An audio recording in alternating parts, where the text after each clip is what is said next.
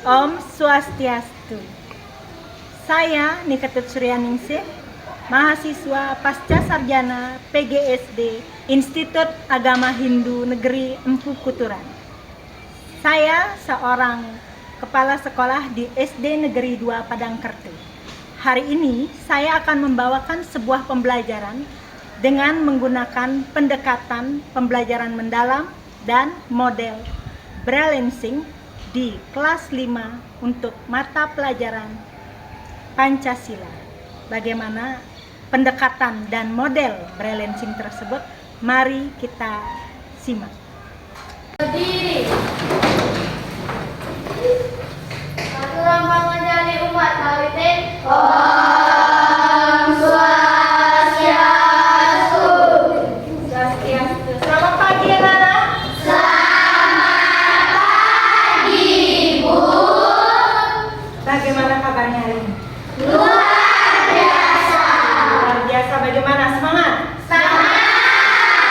Baik anak-anak, sebelum guru mulai pembelajaran, kita awali seperti biasa. Kalau kita masuk kelas, sebelum memulai dan mengakhiri pembelajaran, kita awali dulu dengan berdoa. Ayo silakan dipimpin Delina. Berdiri. Kita berdoa semoga nanti kegiatan pembelajaran ini bisa berjalan dengan lancar dan sementara apa yang menjadi harapan anak-anak, semua ilmu bisa kalian serap dengan baik. Ayo silakan berdoa. Berdoa dimulai. Berdoa selesai. Ayo silakan duduk kembali ya. Anak-anak, berdoa sudah. Sekarang sebelum mulai kegiatan, seperti biasa kita ingatkan kembali tentang kesepakatan kelas kita. Seperti biasa, kalau anak-anak kalau sudah masuk kelas berarti tidak boleh lagi keluar masuk kelas ya, kecuali ada hal yang penting atau apa-apa. Kalau hanya untuk mondar-mandir keluar masuk kelas itu sudah menjadi nanti tidak ada di kesepakatan kelas kita, tidak boleh keluar masuk kelas ya. Nah, kemudian mengikuti yang lagi pelajaran dengan tertib. Oke, mantap. Nah, sekarang sebelum kita mulai lagi, ayo kita berdiri dulu. Bu Guru mau ajak kalian untuk senam otak ya, senam otak. Kalian cari tempat yang mungkin nanti kiranya mengganggu gerakan kalian ya. Di belakang lampu kalian. Sudah siap? Yang pertama kita lakukan gerakan yang namanya hook up. Apa itu hook up? Pertama seperti ini. Kaki kanan kalian disilangkan di kaki kiri. Nanti mata kaki kalian menyatu. Sudah? Kemudian tangan kalian disilang juga seperti ini. Oke, silang seperti ini. Sudah? Kalau sudah, tekuk ke dalam. Ayo, tekuk ke dalam. Sudah? Oke. Sekarang bisa enggak posisikan dalam keadaan seimbang dulu. Sudah seimbang semua? Oke. Yang nanti Bu Guru minta kalian tarik nafas dan hembuskan nafas. Kalau kalian menarik nafas, lidah kalian, ujung lidah kalian itu kalian bawa ke langit-langit. Tahan nanti nafasnya. Kemudian kalau sudah selesai nanti kalian keluarkan nafasnya lewat mulut sambil lidahnya diturunkan dan seterusnya. Kita akan ulangi beberapa kali. Sudah? Ngerti maksudnya? Jelas? Oke, kita mulai. Tarik nafas. Oke, tahan. Lidahnya masih di atas, di langit-langit ya. Jangan dibuka mulutnya. Oke. Hembuskan perlahan dari mulut. Oke. Lagi ulangi. Tarik nafas. Oke, tarik nafas. Hembuskan pelan. Tarik nafas lagi sekali. Oke. Kemudian hembuskan. Oke. sekarang kalian kembalikan tangan kalian turun. Oke, kaki kalian juga ya. Nah, seperti semula. Apa tujuan dari gerakan ini? Gerakan ini adalah untuk menyeimbangkan otak kalian, di samping itu untuk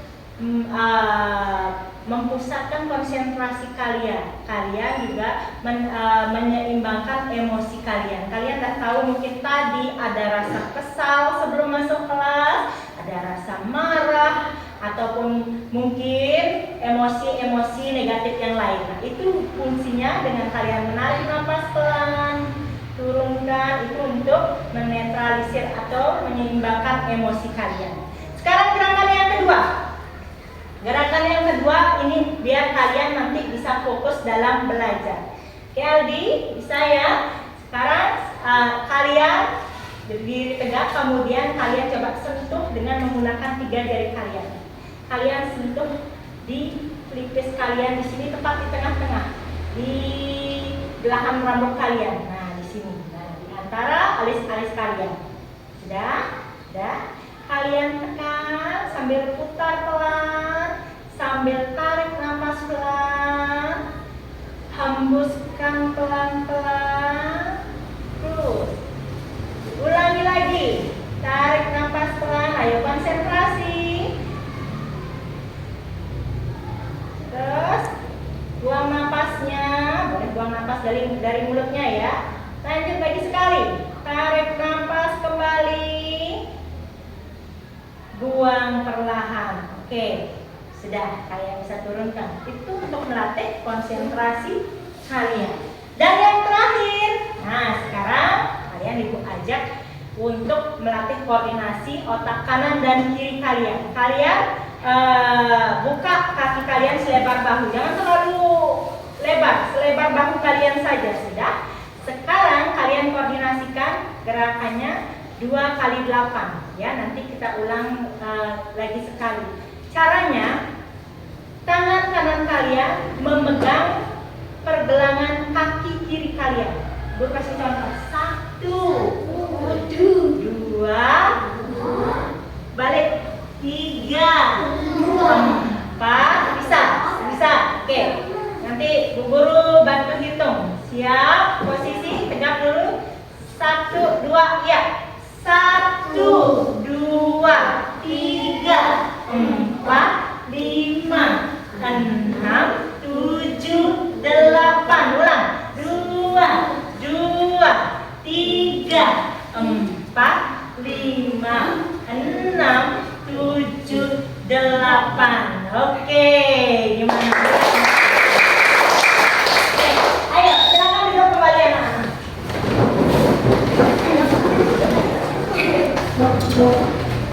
Nah, sekarang kita akan menyanyikan sebuah lagu waktu kalian TK.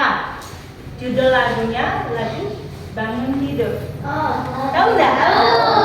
Kita nyanyikan sambil kalian tepuk tangan ya.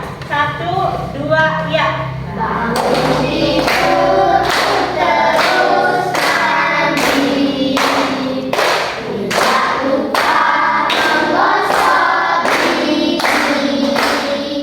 Habis mandi, tolong ibu membersihkan tempat tidurku. Oke, kenapa Bu Guru ajak kalian menyanyi seperti itu? Karena materi yang akan kita pelajari hari ini ada hubungannya dengan lagu itu. Ya, seperti tadi yang kalian nyanyikan, bangun tidur, apa yang dilakukan di nyanyian itu? Mandi. Mandi. Setelah mandi, apalagi selain mandi? Menggosok gigi. Setelah itu? Membantu ibu apa saja? Membersihkan tempat tidur. Oke. Sudah enggak kalian lakukan itu pagi-pagi? Sudah. Ada enggak kegiatan yang lain yang kalian lakukan di pagi hari tapi tidak ada di nyanyian itu? Yang lebih mungkin? Menyapu. Oke. Kemudian? Ya, membantu nasi atau saiban. Boleh. Oke. Ada lagi yang kalian lakukan pagi-pagi? Bantu masak, benar David? Benar kan? apa. Oke, begitu. Sekarang Bu Guru tanya, kemudian setelah kalian sarapan, kalian mau berangkat sekolah, sudah belum kalian salam sama orang tua kalian? Kalau tidak salam, kalian bilang Bapak, Ibu atau Mek, Pak yang berangkat. Sudah belum? Nah, itu. Sekarang Bu Guru tanya, apakah semua kegiatan itu ada tertulis di peraturan rumah kalian? Berarti pagi harus bangun pagi, kemudian gosok gigi. Ada apa enggak? Tidak ada. Tapi setiap hari kalian lakukan apa tidak? Itu tetap kalian lakukan, tapi tidak tertulis, ya kan? Nah, inilah yang kita sebut dengan norma.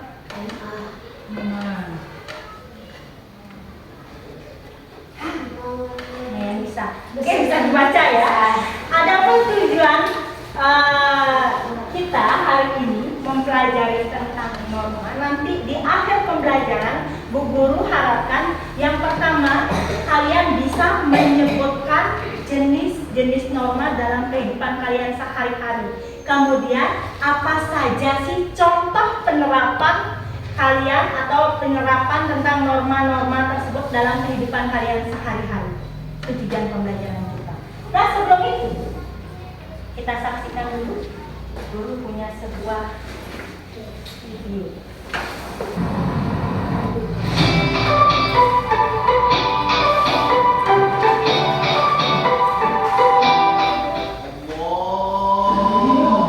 Wah, sudah maghrib nih. Udah azan. Saya sholat maghrib dulu ya.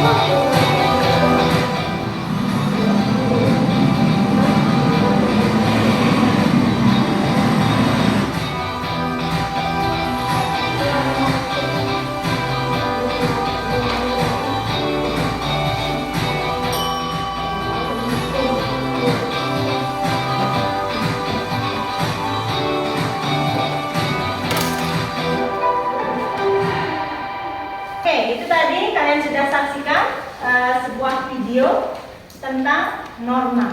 Tadi ada norma apa saja ya?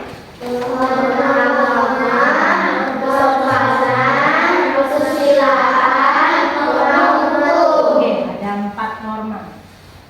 Tadi kalian sudah tonton yang pertama, masih mereka nongkrong ya. Ada di sana nongkrong, ternyata 2 orang tadi masih nongkrong di satu tempat atau kayak coffee shop gitu ya. Tapi setelah terdengar suara azan, mereka langsung iya, karena mereka mau ngapain?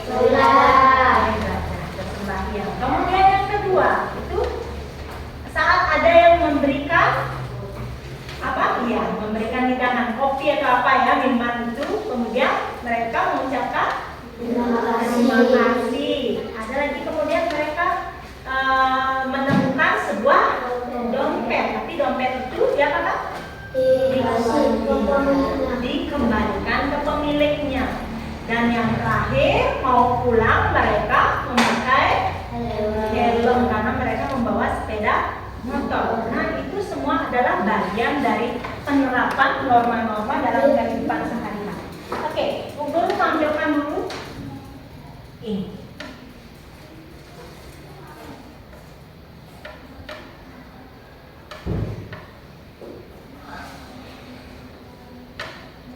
Norma-norma dalam kehidupanku.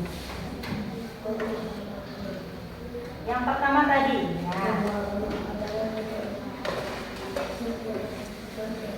Sekarang pengertiannya. Norma agama itu adalah aturan yang berasal dari kitab suci. Berisi tentang apa? Perintah, larangan, dan anjuran dari Tuhan atau dari kita. Kalau Hindu apa namanya? Siapa namanya? Sang Ya, apa salah satu contoh perintah dari ide Sang Hyang Widi-Wasa atau Tuhan kita? Yang pertama apa?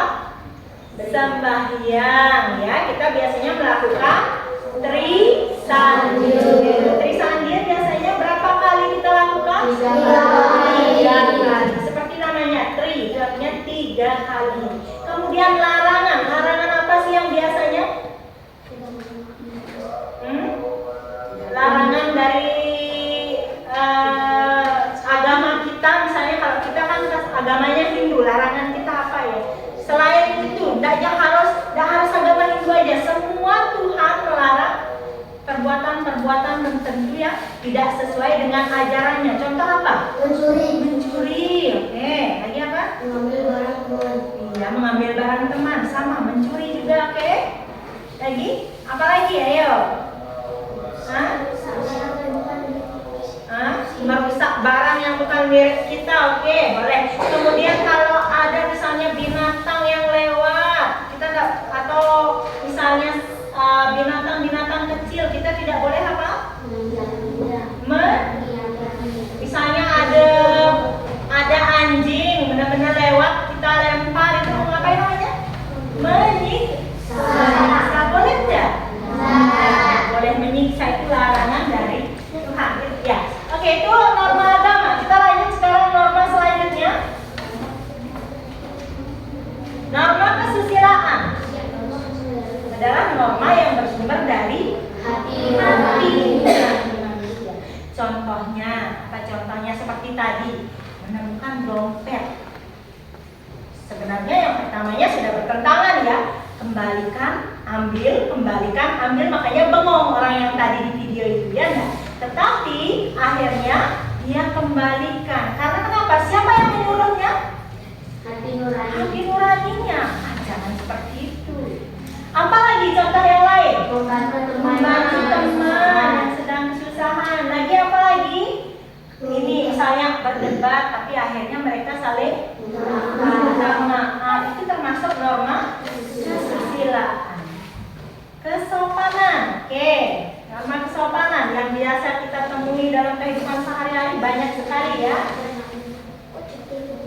Norma yang bersumber dari kebiasaan dan tata cara hidup bermasyarakat. Seperti tadi Bu Guru bilang, anak mana mau ke sekolah, kalian salim sama orang tuanya, atau bilang atau menyampaikan pada orang tua kalian, meme, bapak yang masuk. Itu termasuk norma kesopanan. Ketemu dengan orang di jalan, orang yang lebih tua, kita bagaimana? Menyapa terlebih dahulu. Ingat, Bu, Pak, itu namanya norma apa? Kesopanan. Enggak mungkin nelpon ke lihat, Pak, Bu, dan seperti itu. Kalau kita kental dengan budaya ketimuran, ya, bahkan menyerahkan barang pun walaupun tidak tertulis ada aturannya. Ini ambil sopan. Kenapa? Apa yang menyebabkan itu kelihatan tidak sopan? Tangannya kenapa? Kiri. Ya, biasa. Orang Timur biasa menggunakan tangan kanan untuk menyerahkan atau menerima barang. Itu masuk dalam salah satu norma kesopanan. Kemudian ketemu dengan orang yang lebih tua, menggunakan bahasanya pasti berbeda. Kalau kita biasanya menggunakan bahasa dengan orang yang lebih tua pasti metiang nike. Kalau bahasa Bali, bener dah? Benar. Saya mau cai cang kan? Cai cang ije. Masa seperti itu dengan orang lebih tua?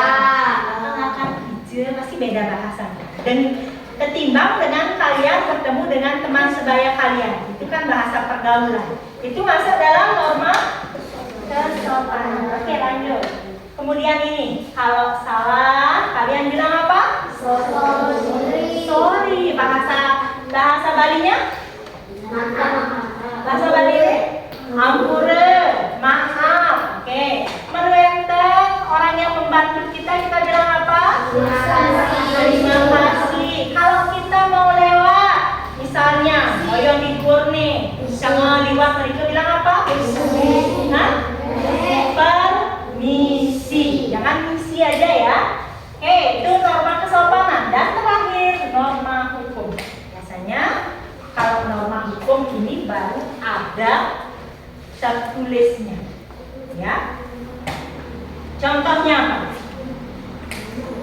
Bersumber dari peraturan. Sama seperti yang ini. Di sekolah kita punya aturan apa enggak? Di kelas ini kita punya aturan apa enggak? Tadi kita sudah sampaikan yang namanya kesepakatan kelas. Itu adalah salah satu aturan. Ditulis apa enggak? Ditulis. Ada sanksi apa enggak kalau kita tidak melaksanakan? Ada. Itu namanya norma hukum. Bukan hanya di sekolah saja, di masyarakat pun seperti itu. Ada aturannya yang jelas. Kalau kita melanggarnya, kita akan terkena sanksi atau hukuman. Oke, bisa membedakan keempatnya? Sudah. Terima kasih. Sudah ada wajah manis kalian di sini. Oke. Sudah sampai di sana jelas dulu? Oke, sekarang Bu Guru minta kalian bekerja dalam kelompok. Seperti tadi sudah Bu Guru jelaskan bagaimana norma itu, jenis-jenisnya juga kalian sudah pelajari tadi. Sekarang Bu Guru minta kalian kerja dalam kelompok kalian masing-masing. Sudah ada kelompoknya kan? Sudah. Ini sudah. Oke, jangan di sini.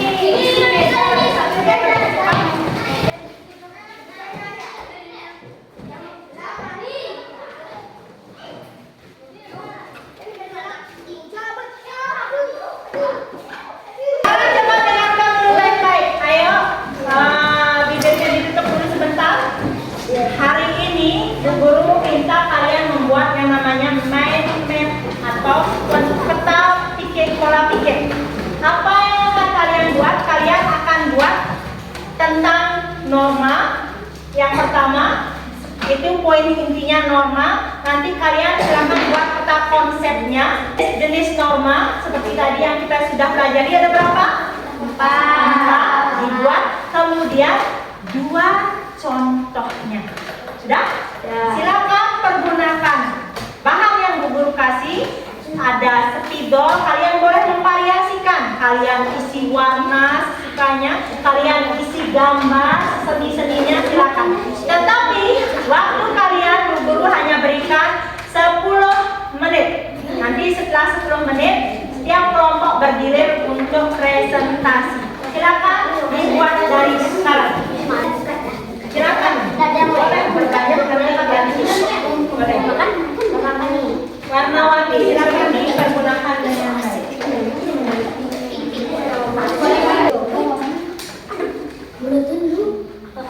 Boleh nanti dibantu biar lebih cepat. Ada yang buat gambarnya, ada yang membuat misalnya tanda panahnya mau apa saja. Boleh.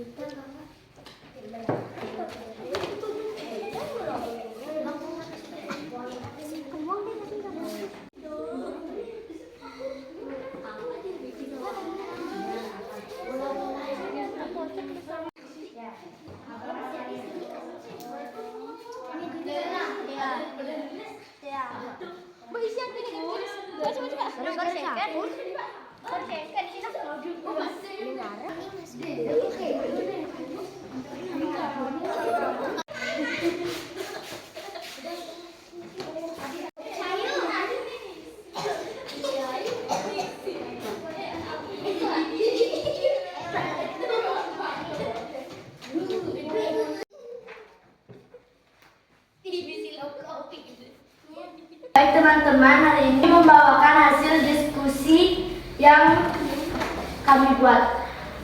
Ada 4 macam norma yang tertulis di dalam masyarakat.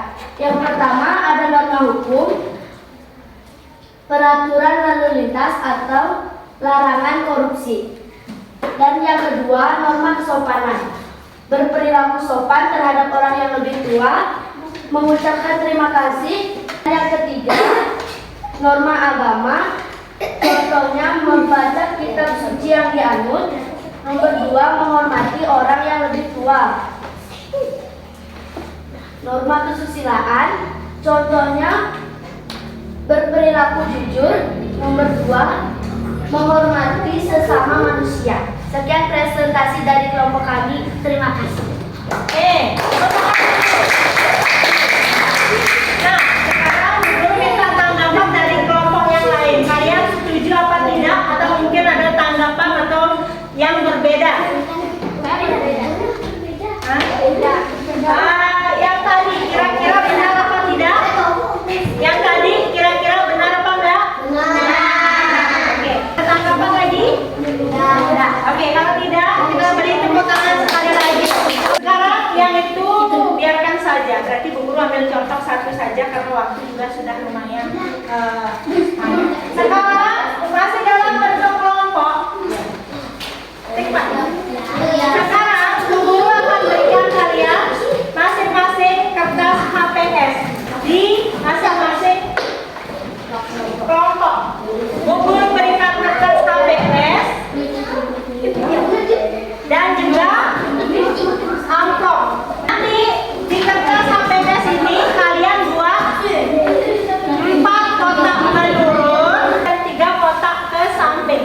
Ya, itu kalian buat. Bu Guru nanti berikan clue. Kalau nanti sudah Bu Guru berikan kata kuncinya atau clue-nya, baru nanti kalian kerja. Siap? Jelas dulu?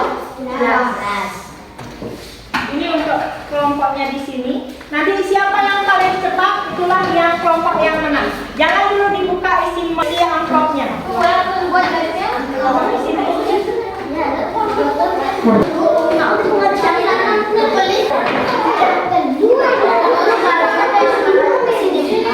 Bawah 4 ke samping 3 ya.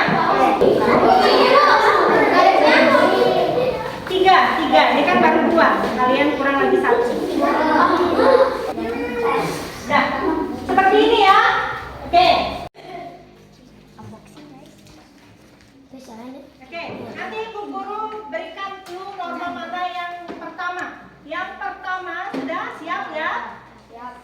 1, 2, 3. Norma agama. Oke. Silakan langsung ditempel.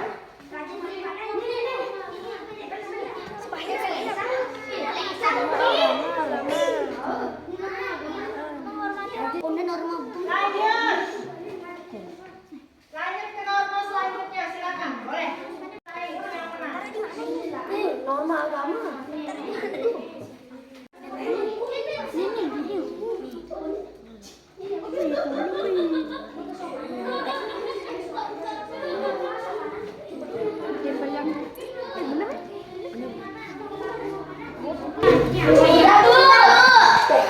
Sudah Bu.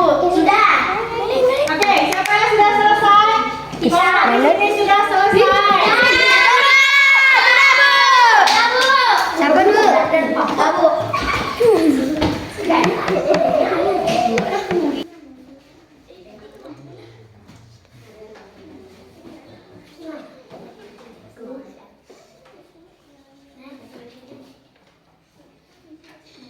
Kelompoknya Mei. Oke, sekarang kita berikan kelompoknya Mei. Kasih O, kasih W, wow.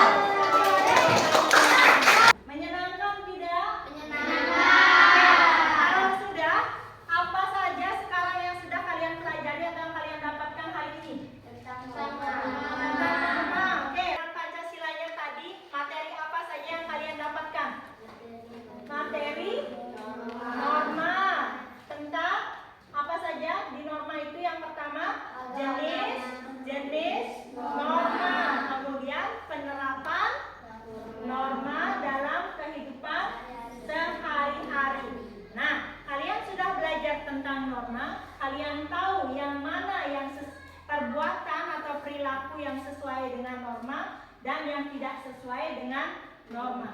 Jadi harapan ibu ke depannya, mana yang memang boleh dilakukan, mana tidak boleh dilakukan, kalian kan sudah tahu. Jadi jangan hanya di teori saja, tapi kalian juga harus laksanakan. Gimana anak-anak? Siap? Siap. Kalau sudah, pembelajaran hari ini Bu Guru cukupkan sekian dulu. Untuk nanti itu hasil-hasil karya dari kelompok kalian silakan nanti ditempelkan di tembok, ya. Nah, terakhir, ayo kepada ketua kelas silakan kita tutup dengan Paramesan. Berdiri. Aturan Paramesanti kawitin.